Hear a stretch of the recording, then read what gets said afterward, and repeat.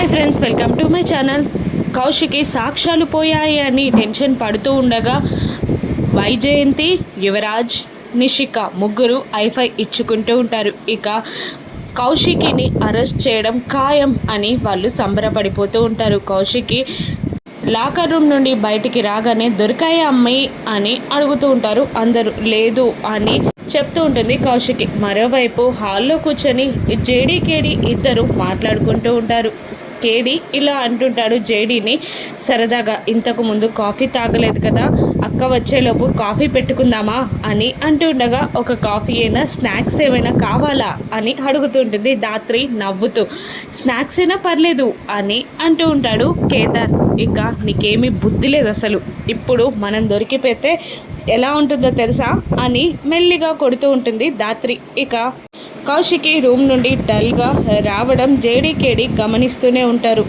వెనకాల నవ్వుతూ వైజయంతి, నిషిక, యువరాజ్ కూడా వస్తారు. సుధాకర్ నార్మల్గా ఉంటాడు. ఇక కౌశికి రాగానే జేడీ కేడీ లేచి నిలబడి వెళ్దామా కౌశికి గారు అని అడగగానే సైలెంట్గా ఉండిపోతుంది కౌశికి. ప్రోగ్రామ్కి లేట్ అవుతుంది వెళ్దామా అని మళ్ళీ జేడీ అడగగానే సైలెంట్గా కౌశికి ఉంటుంది. ఏమైంది అని జేడీ అడగగానే సాక్ష్యాలు కనిపించట్లేదు అని అనేస్తుంది కౌశికి. దాంతో జేడీ కేడీ ఇద్దరు షాక్ అవుతారు. ఏంటి, ఏం మాట్లాడుతున్నారు అంటే సాక్ష్యాలు పోయాయా అని జేడీ అడుగుతుండగా అవును అని అంటుంది కౌశికి.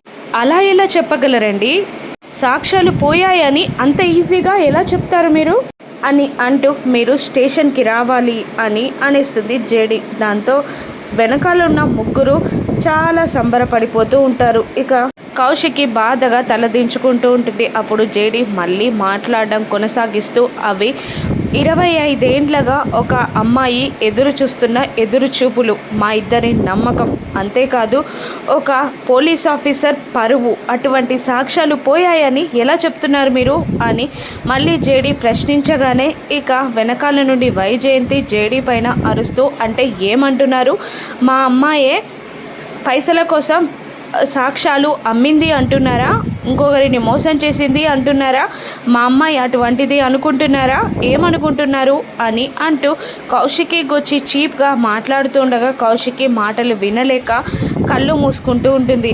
యువరాజ్, ఇప్పుడు కేడీలో ఉన్న నువ్వు అక్కని అరెస్ట్ చేయకుండా ఎలా ఉంటావో నేను చూస్తా అని కేదార్ని చూస్తూ మనసులో అనుకుంటూ ఉంటాడు యువరాజ్. ఇక కేదార్ వైజయంతి మాటలకి ఆపండి అని గట్టిగా అరిచి, మేము ఆ మాటలు అన్నామా, మేము అనలేదా మాటలు అని అంటూ ఉంటాడు. ఇక జేడీ, మాకు కౌశికి గారి పైన నమ్మకం లేకపోతే అసలు సాక్ష్యాధారాలని తీసుకొచ్చి కౌశికి చేతిలో పెట్టే వాళ్ళమే కాదు అని జేడీ అనగానే ఆశ్చర్యంగా చూస్తూ ఉంటుంది కౌశికి. మాకు నమ్మకం ఉంది కాబట్టే ఆ సాక్ష్యాధారాలని కౌశికికి అందించాం, టెలికాస్ట్ చేయమని అని అంటూ ఉంటుంది జేడీ.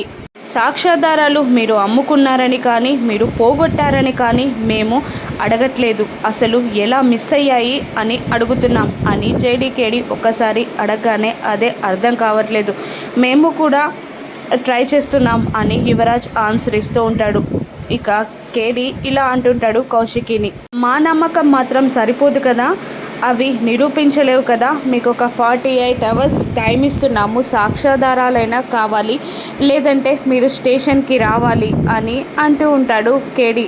అలాగే అంటుంది కౌశికి. మేడం, మిమ్మల్ని అనుమానించడం కానీ అవమానించడం కానీ కాదు, మీరు వెతకండి అని అంటుండగా అవి ఎవరు తీశారో కూడా తెలియకుండా ఎలా అని అంటూ ఉంటుంది కౌశికి.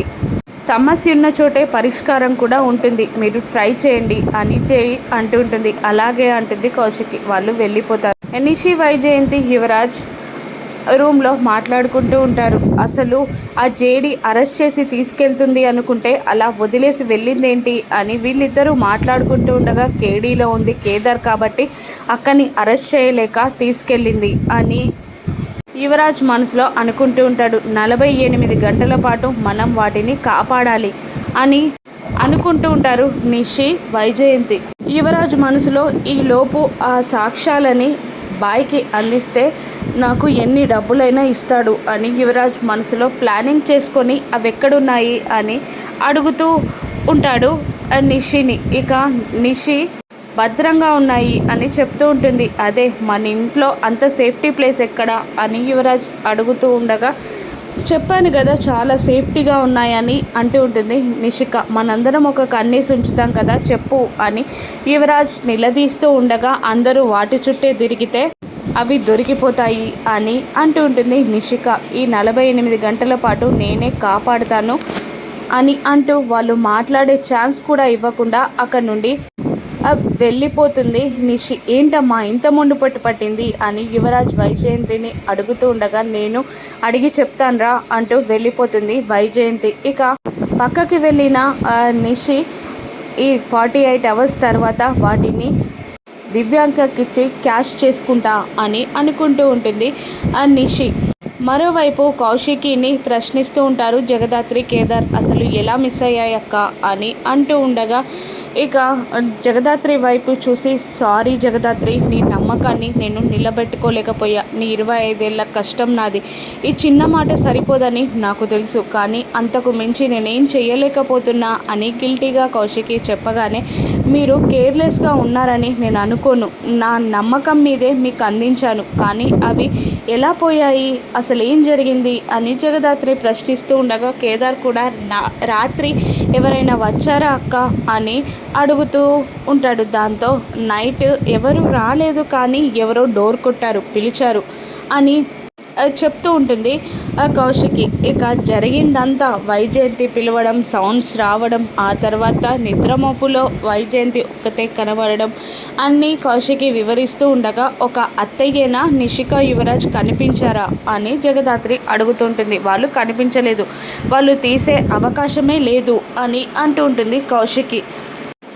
ఇక వాళ్ళకి ఏదో తట్టినట్టు ఫీల్ అవుతూ ఉంటారు. ఇక మళ్ళీ కౌశికి ఎలాగైనా నేను ఆ సాక్ష్యాలని పట్టుకుంటాను, నీ నమ్మకాన్ని నిలబెట్టుకుంటాను అని అక్కడి నుండి ఏదో నిశ్చయించుకున్నట్టు బయటికి వెళ్ళిపోతుంది. నీకేమైనా అర్థమైందా దాత్రి అని కేదార్ అడుగుతుండగా, అవి ఎక్కడున్నాయో తెలిసాయి, మన దగ్గరికి తెచ్చుకోవాలి అని అంటూ ఉంటుంది దాత్రి. ఇక మరోవైపు గార్డెన్లో బట్టలు ఆరేస్తూ ఉండగా ఒక అన్నోన్ నెంబర్ నుండి జగదాత్రికి ఫోన్ వస్తుంది. అన్నోన్ నెంబర్ అని అనుకుంటూ లిఫ్ట్ చేస్తుంది జగదాత్రి. ఎవరు అని అడగ్గా, మీనన్ అని అని అంటూ ఉంటాడు మీనన్. ఆ మాటకి కోపంతో రగిలిపోతూ ఉంటుంది జగదాత్రి. ఇప్పుడు మీనన్ జగదాత్రికి ఏం వార్నింగ్ ఇస్తాడు, జగదాత్రి తన విశ్వస్వరూపాన్ని ఎలా చూపిస్తుంది, సాక్ష్యాధారాలని నిషిక యువరాజ్ నుంచి దాత్రి ఏ విధంగా కొట్టేస్తుందో రాను నెట్సెస్లో చూద్దాం. Thank you for watching.